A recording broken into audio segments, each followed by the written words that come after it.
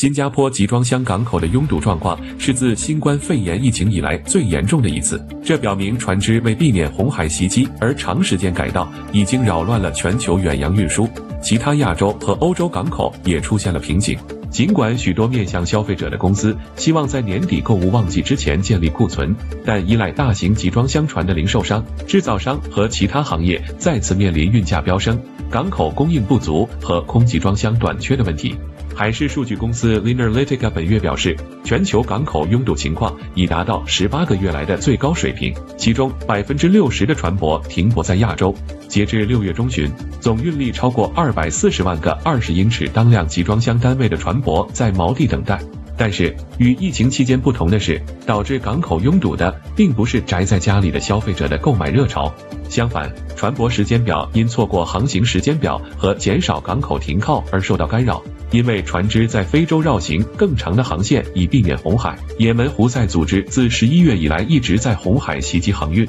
因此船舶在新加坡等大型转运中心一次性卸载大量货物，在最后一段旅程中，货物在不同的船上卸载并重新装载，并放弃后续航程以赶上时间表。新加坡咨询公司 Drewry Maritime Advisors 副主管 J.N. Dukrishna 表示，正试图通过将箱子扔到转运中心来应对这种情况。班轮公司在新加坡和其他枢纽的集装箱数量不断增加。德鲁里表示，1月至5月期间，新加坡平均货物卸货量猛增22%，显着影响了港口生产力。严重拥堵，作为全球第2大集装箱港口的新加坡，最近几周的拥堵情况尤其严重。新加坡海事及港口管理局5月底表示，集装箱船靠泊的平均等待时间为2到3天，而集装箱追踪公司 Linerlytica 和 Portcast 表示，延误可能会持续长达1周，通常停泊时间应该不到1天。随着一些船只跳过新加坡，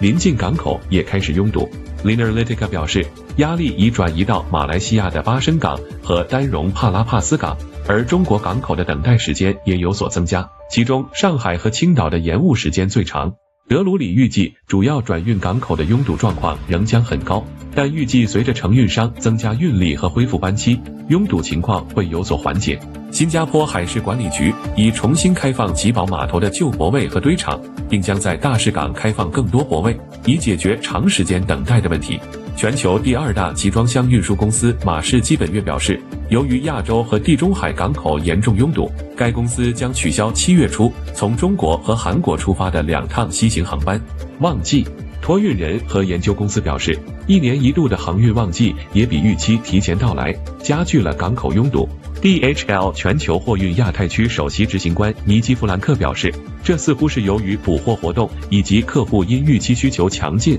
而提早发货而推动的。与此同时，集装箱运价飙升，增加了买家再次出现价格上涨的风险。例如，央行仍在努力遏制疫情后通胀飙升的风险。4月份运价已趋于稳定，但5月份中国电子商务、电动汽车和可再生能源相关商品的海运出口显着增加。传统上，从6月开始的旺季提前了整整1个月，导致海运费飙升。数据提供商迪卡尔表示，受2023年1月以来第2高月度进口量的推动，美国10个最大海港的集装箱进口量5月份增长了12%。全国零售联合会副主席乔纳森·戈尔德表示，消费者的支出继续高于去年，零售商正在备货以满足需求。货运平台 Freightus 的 Judah Levine 表示，从亚洲运往欧洲的海洋进口也显示出补货季节进入旺季的迹象，将运价推至2024年高点。自2024年初以来，从亚洲到美国和欧洲的集装箱运费价格上涨了2倍。